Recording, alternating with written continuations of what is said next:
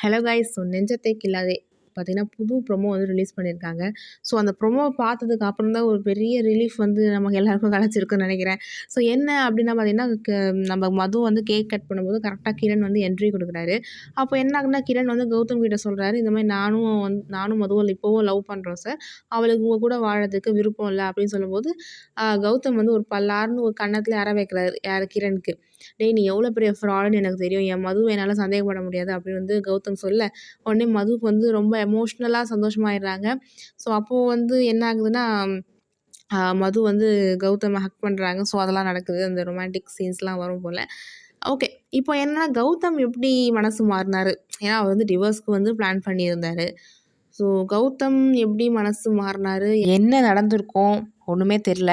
Let's see பார்ப்போம். ஒருவேளை ஸ்ருதி ஏதாவது சொல்லியிருப்பாங்களா? தெரியல. லெட்ஸ் சி பார்ப்போம். உங்க கருத்துக்கள கமெண்ட் செக்ஷன்ல ஷேர் பண்ணுங்க.